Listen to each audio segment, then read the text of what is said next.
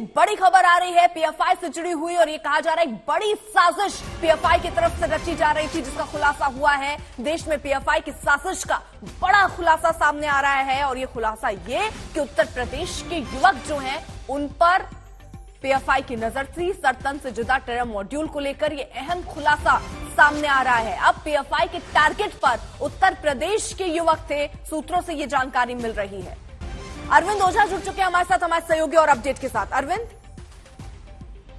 जी बिल्कुल, देखिए अर्पिता, मैं आपको बताऊं कि लगातार पॉपुलर फ्रंट ऑफ इंडिया को लेकर एक के बाद एक खुलासे हो रहे हैं। फुलवारी शरीफ के बाद 7 जुलाई को जो तेलंगाना पुलिस है उसने कई पीएफआई कैडर को अरेस्ट किया था, जिसमें एक ट्रेनर था जो पीएफआई के लोगों को ट्रेंड करता था छोटे आर्म्स चलाने की, स्टोन पेल्टिंग करने की। उससे पूछताछ के बाद जो तेलंगाना पुलिस और एजेंसियों ने बड़ा खुलासा ये किया है। पहला खुलासा, अहम खुलासा ये है कि जो पॉपुलर फ्रंट ऑफ इंडिया है, अब उस पर जब बैंक का खतरा मंडरा रहा है तो उसने कई अलग अलग छोटे विंग बना लिए हैं, जिसमें एसडीपीआई है, कैंपस फ्रंट ऑफ इंडिया है, नेशनल वुमेन ऑफ इंडिया है। तो इस तरह से अलग अलग जो ऑर्गेनाइजेशन है वो बना करके अब जो अपना प्रोपेगेंडा है वो फैला रहा है। साथ ही साथ जो पीएफआई है अब वो जो छोटे मदरसे हैं, स्कूल, कॉलेज और मुस्लिम बाहुल इलाके, वहां पर लोगों का ब्रेन वॉश कर रहा है। उसके अलावा जो सबसे इम्पोर्टेंट चीज है कि किस तरीके से स्टोन पेल्टिंग करनी है, किस तरह से जो छोटे छोटे प्रोटेस्ट है उसमें दंगा भड़का देना है, इस तरह की प्लानिंग, ये एक तरीके का, ये आप कहें तो पॉपुलर फ्रंट ऑफ इंडिया ने एक नया ब्लूप्रिंट तैयार किया है, जिसका खुलासा लगातार, चाहे फुलवारी शरीफ आप देख लें, वहां पर पॉपुलर फ्रंट ऑफ इंडिया के जो लोग हैं वो अरेस्ट हुए, उनके बाद खुलासा हुआ है। वहां पर भी ट्रेनिंग सेंटर चलाया जा रहा था। साथ ही साथ अगर दक्षिण भारत की बात करें, चाहे तेलंगाना, वहां पर भी ट्रेनिंग सेंटर चलाया जा रहा था। तो कुल मिलाकर ये बात की जाए तो पॉपुलर फ्रंट ऑफ इंडिया अब अगर एजेंसियों की माने तो एक बड़ी चुनौती बन चुका है। और अगर खुलासा अभी ताजा ये हुआ कि सिर्फ और सिर्फ साउथ इंडिया में ही 200 से ज्यादा लोगों को ट्रेंड किया गया है, जिसमें मार्शल आर्ट से लेकर जो छोटे हथियार हैं उनको चलाने की ट्रेनिंग दी जा रही है। हालांकि जो पॉपुलर फ्रंट ऑफ इंडिया है वो बार बार इन तमाम आरोपों को झुठलाता रहा है, लेकिन जिस तरीके से एक के बाद एक खुलासे हो रहे हैं वो काफी ज्यादा चौंकाने वाले हैं। आरोप ये है कि ये संगठन लोगों को बरगलाकर उनका ब्रेन वॉश कर रहा है और दंगा भड़काने के लिए, आतंकी गतिविधियों में शामिल होने के लिए उकसा रहा है। यानी आप ये बता रहे हैं कि ये खुलासा हुआ कैसे? तेलंगाना पुलिस की कोर्ट डायरी से खुलासा हुआ है। अरविंद, और ये भी बताइए कि क्या उत्तर प्रदेश के ही युवक इनके निशाने पर थे या तैयारी इनकी कहीं और जगहों पर भी थी?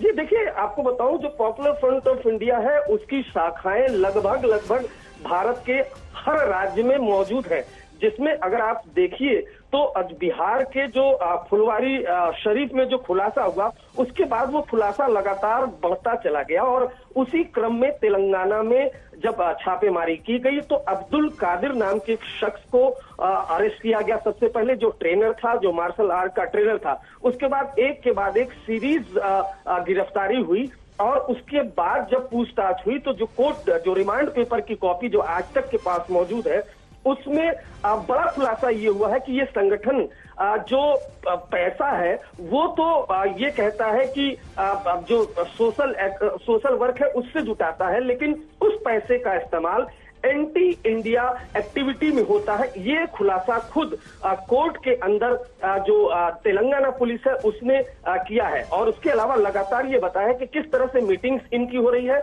उसमें बाकायदा ट्रेनिंग दी जा रही है, मार्शल आर्ट, कुंफू कराटे की, पत्थरबाजी की ट्रेनिंग दी जा रही है, शांतिपूर्वक जो प्रोटेस्ट है उसको किस तरीके से भड़का देना है और दंगा फैलाना है, ये खुलासा किया। साथ ही साथ साउथ इंडिया में 200 से अधिक लोगों को अब तक ट्रेंड किया जा चुका है, ये भी खुलासा किया गया है। और साथ ही साथ जो गैर मुस्लिम्स हैं उनके खिलाफ जो है जहर वो पीएफआई जो है भर रहा है, ऐसा कोर्ट में ये खुलासा हुआ है। तो कुल मिलाकर अगर बात की जाए तो पहले फुलवारी शरीफ में अगर आप देख लें तो पीएफआई का मॉड्यूल बस्ट हुआ, उसके बाद तेलंगाना में एक के बाद एक मॉड्यूल बस्ट होता चला जा रहा है। अरविंद, जरा ये बताइए, क्योंकि ये भी खबरें आप बता रहे हैं कि बचने के लिए कई संगठन इन्होंने बनाए थे, उसकी क्या तैयारी थी? कैसे संगठन, कैसे बचने का प्रयास था इनका?